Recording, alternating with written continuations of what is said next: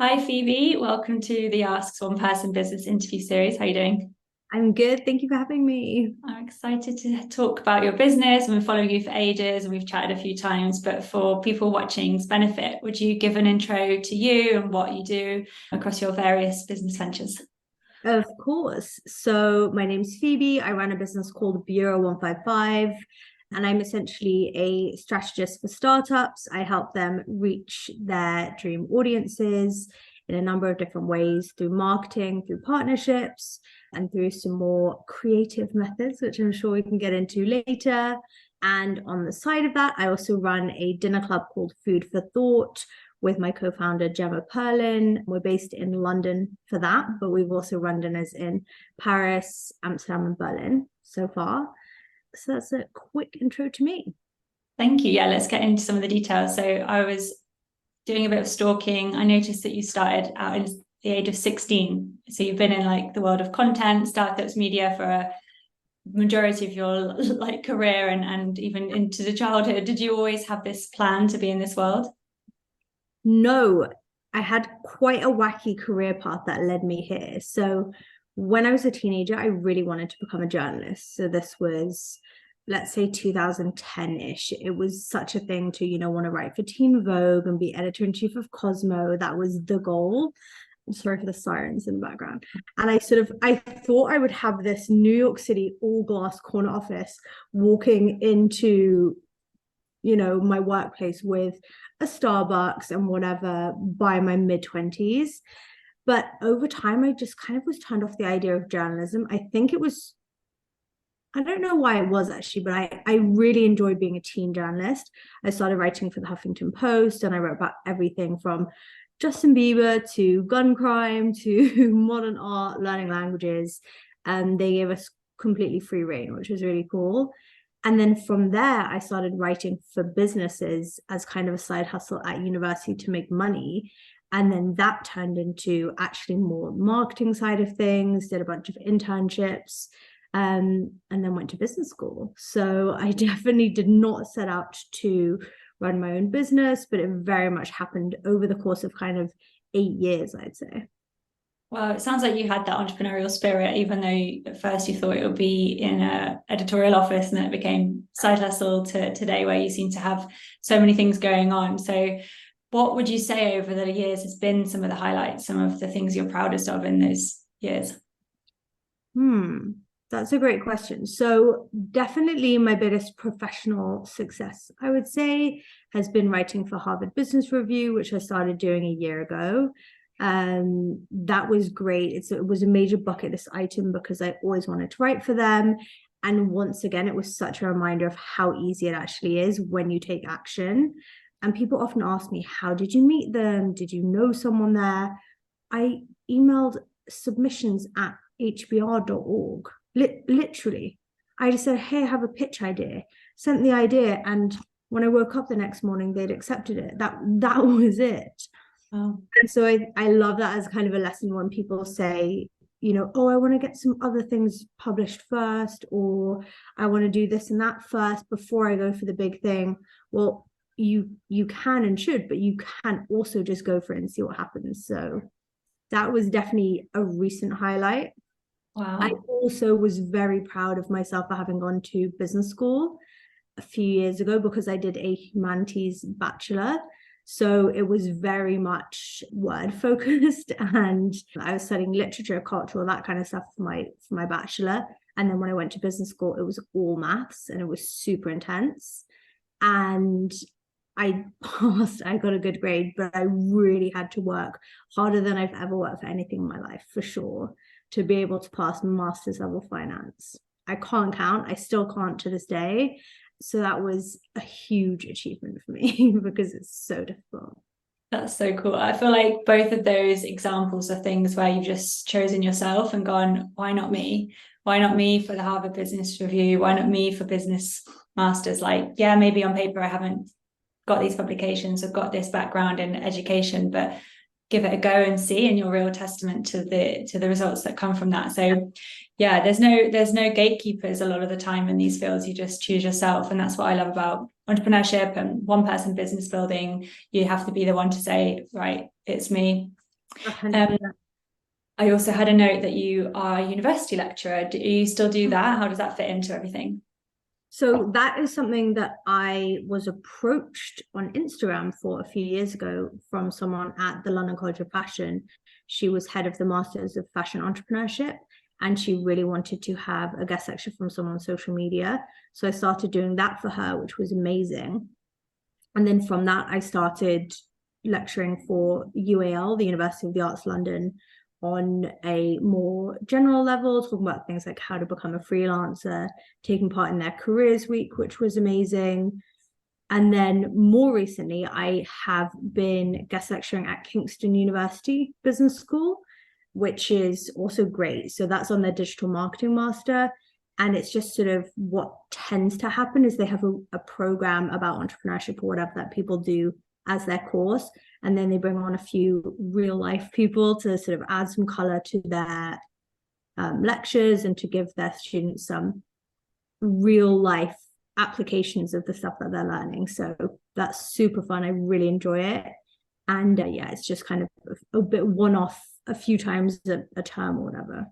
Yeah, that's really cool. I'm guessing it's also inspiration for the students of what's possible in their career paths as you are that example of what you can do.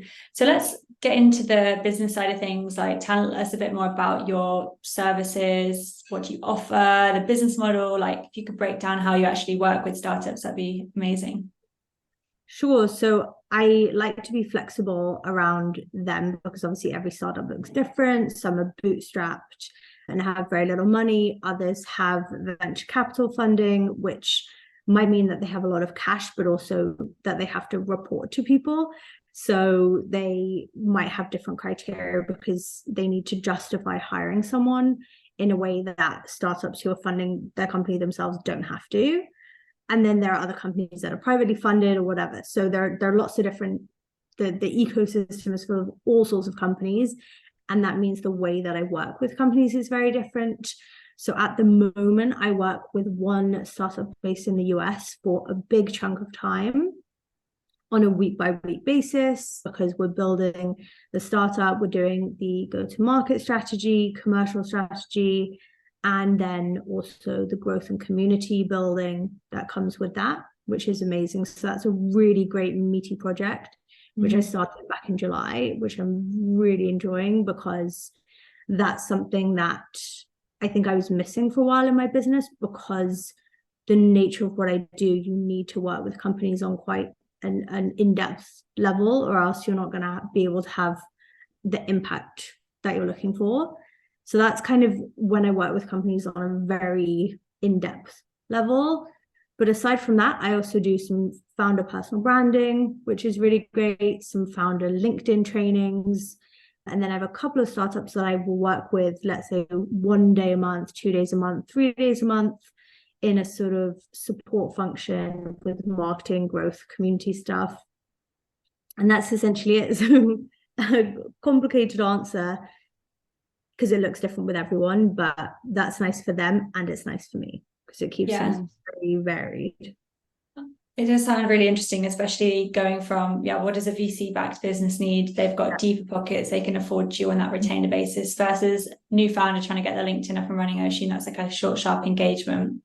So for people watching thinking, I'd love that variety, I'd love to do similar stuff to what Phoebe does. Like, how do you think about client acquisition, marketing yourself? Is it a lot of referrals? Do you do a lot of outreach? Like, what does that mixture of activities look like to get to that point of having all those different clients? So I think the first thing that I think of is having a baseline level of stability in my business. That means I can pay my bills and I can save and cover all the costs that I want to and not have to run around looking for clients every day of the week. So that was the big driver for me earlier this year to moving towards more of a retainer style or working with clients on a more in-depth basis, as opposed to there have been periods in the last few years where I've worked literally only on really short, sharp engagements, but then with 12 different businesses in 1 month. And that's way too hectic for me. So client acquisition depends on the type of clients I'm trying to get. When it's a longer retainer style client, It's always through my personal relationships that I build strategically. So let's say if I knew that the current gig that I have would be ending in December and I'd be looking for something in January, I'd be focusing now on having as many meetings and intros with founders of startups I'd love to work with as I can, and kind of planting that seed. I think also with startups, it's important to remember that they don't know what they're going to need in January. Things change so quickly. So you also have to be flexible to a degree. And then when I'm looking for the sort of shorter, sharper engagements, my newsletter and LinkedIn are the best way to go through that. And also some of the communities I'm in, like Found and Flourish, and some Slack groups. Those tend to be how I find the most clients for those. So yeah, it kind of depends on the work I'm looking for. Yes, it sounds like for the smaller projects, you can kind of be a bit more, hey, I've got availability, this is what's on offer, maybe put up a sales page or an offer in some way in those communities, in the newsletter, in the Slack channels. But then when it comes to the meatier retainer-based projects, it's a bit more strategic, it's networking, it's being top of mind. So just to get into that next level of tactical detail, because I'm sure people are thinking, yeah, but how do you actually get time on a calendar with the founder of a brand you love? Because like, surely everyone wants to speak to them. What do you say, or how do you approach them in a way that's not too salesy, perhaps? So I make sure it's not salesy at all. And I never pitch myself, ever. It's very much the long game. So what I have found is when I've gone through a period of less work, and let's say I'm really hustling to meet as many people as possible, I will then see a few months down the line, some of these founders that I initially approached with a view to working with them have literally become normal friends that I can text and say, hi, do you want to grab a coffee next week? And so that's really my method. There's literally no sales at all involved. So I start off by making a list of, let's say, 20 startups that I would be interested in working with, connecting with the founders on LinkedIn, and then, engaging with their content a bit, finding out a bit about them online, and then literally eventually saying, hey, I've been following your journey, I'm super interested in what you do, would love to jump on a call and chat. And I do that all the time, let's say up to between 2 and 10 calls a week, depending on how much work I need or I'm looking for. But I make a really big effort to do that all the time, even when I'm so busy. So this week I'm speaking to a founder who just graduated from Stanford and who has an amazing product in beta that he wants to chat about reaching European. I'm also speaking to someone who runs a VC fund based between Europe and New York. So all these kinds of things that I have in the pipeline, ready to sort of come to fruition as and when I need them. And I think that's the big thing that people forget. Like, the long game is so important. Thank you for sharing. I think that's so powerful to hear the realities of what it takes. And it does take time and effort and hustle and grit and reaching out to people and being what I call in my kind of coaching conversations, being vulnerable or putting yourself out there in a way that doesn't feel great at the start because there's that fear of rejection. However, the more you do it, it is like a muscle that you train in the gym. And now your success rate says to yourself mentally, Phoebe, this works. It's going to come off in the long run. Worst case, I make a friend. Like, how cool is that? So that's great. And it shows you just like time on the calendar with meetings is the starting point. How do you fill your week without any expectations of sales? It sounds fun, but it's obviously comes at a cost to your time.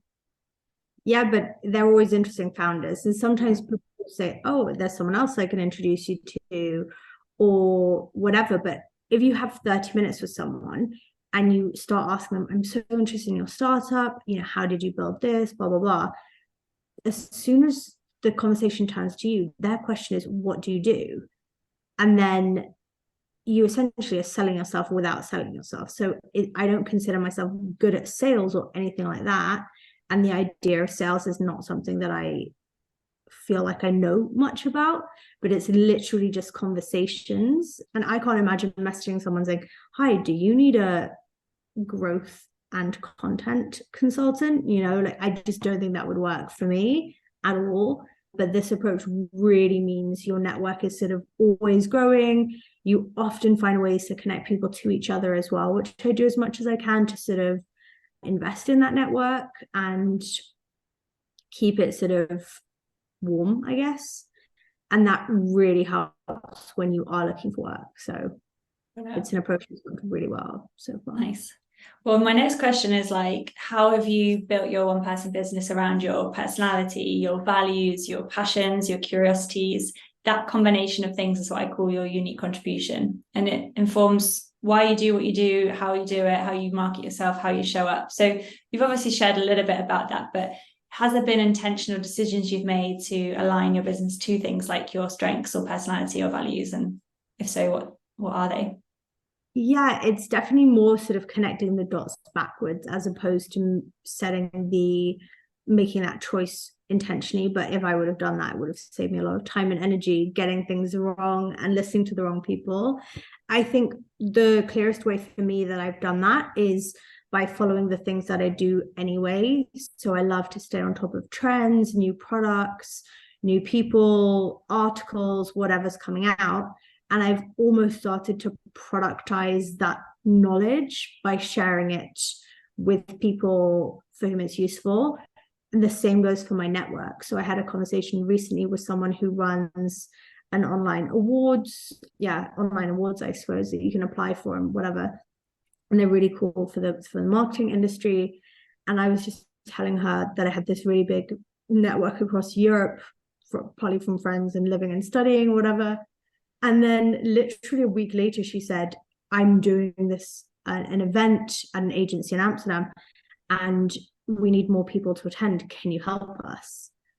And that was a super easy and fun task for me, because all I had to do was reach out to a few people that I'm friends with and say, hey, there's this cool event, you should go, take a friend. And that was something that I would do anyway in my daily life, just because it's nice to share cool events with nice people. And if you can do that as part of your career and business, it's very much a win-win. Mm-hmm.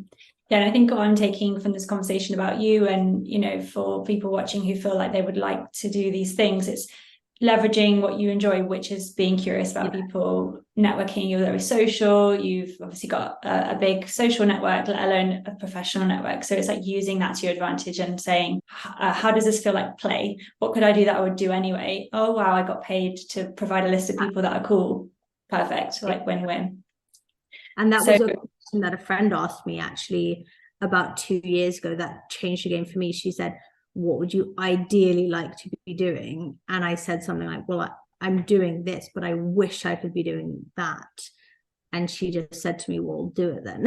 And I actually thought of that as an option. And then now that's exactly what I do on a day-to-day basis. So really, question. Power of a simple question. Yeah, absolutely. That's coaching for you. Yeah. What's the combination of things that you're also up to, and how do they fit in? Because you've got the dinner party series that you mentioned, and then you've got a work in progress mystery thing on your LinkedIn, which is a work in progress. So can you reveal any more about either of those? Yes. So work in progress is a work in progress, which is essentially going to be the umbrella and of which Food for Thought, the dinner club, is one thing, and everything is sort of up in the air still, because I'm having lots of conversations also with my co-founder and people who want to collaborate with us on maybe bigger events as well. So those things will eventually be interlinked, but it's very hard to balance, obviously, so many different things at once. And especially if clients are having a busy period for whatever reason and I need to jump in there, obviously my own side hustles are going to take a backseat for the moment, which is fine. But that's definitely something that I'm looking to launch into the world in October, November time, which is going to be really nice. The dinner club also came about so organically that we didn't have a sort of long-term strategy at all. And so that's what we're sort of doing at the moment. My co-founder and I taking things back to basics and really thinking, okay, where do we want to go from here? What do we want to do down the line? And yeah, that's really nice. Really cool. Watch this space then. Yeah. We'll see what comes out of it, but it sounds like it's all starting to fit together under this umbrella of the things we've been talking about: networking for business, knowing cool people, doing great work. What else are goals, plans, things that you're looking forward to over the next 6-12 months for your one-person business? That's a great question. My big goal is to write a book. So I've been thinking about that. I'm a huge reader and I love reading business books. So I am seeing also all my friends at the moment are getting books published, which is super exciting. And it's my mood board, my vision board. So I'm hearing about the process from them, even got some kind introductions. And so that's my big personal business goal. And then on a more business level, I think getting more consistent with the sort of output, newsletter, et cetera, that I do for my own business, because that's very hard. And hopefully keeping working with the startups that I'm working with, because that means that they'll still be successful enough to pay me at least. So I'd say those are my upcoming goals. That will show that you've done your job well, that they can afford to keep you and need your services to grow further. Well, that's the thing. That's the incentive of doing a good job.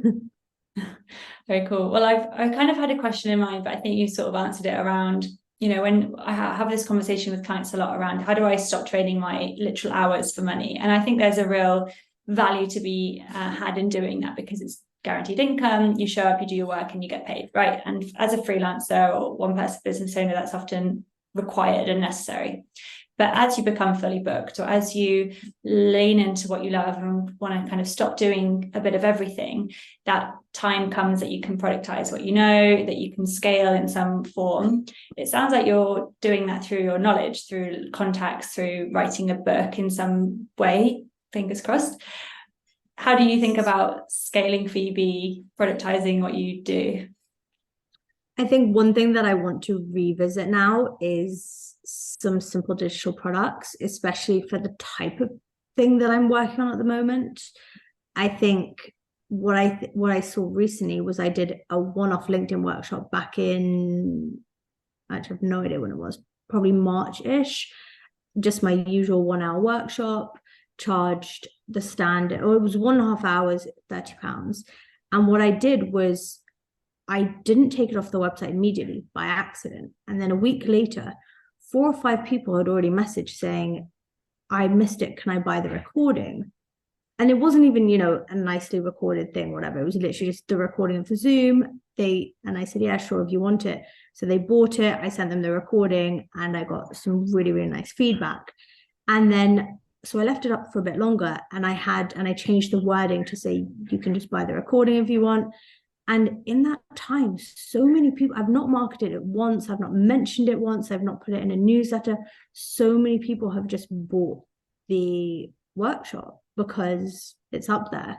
So it really made me see digital products in a new way. And that's one thing that I want to revisit before the end of the year, sort of having a couple of products up there that people can access in their own time and dip into as and when, without me needing to lift a finger, essentially. Yeah, I often say there's no such thing as true passive income, because you normally have to market something actively to make the passive income. But in your case, it was quite passive, so well done. There'll be hopefully more. But you're active, right? You're actively doing other things that are creating interest in what you're up to. So we're coming up to time. So I'd love to ask you what you want to do in terms of connecting with people. How could they find you, maybe even work with you? Where would you like them to go? Either my website, Instagram, or LinkedIn would be your best bets. Reach Phoebe wherever you are. I will put your links, and look forward to catching up soon. Thank you so much for joining today. Of course. Thank you so much for having me. See you, Phoebe. Bye.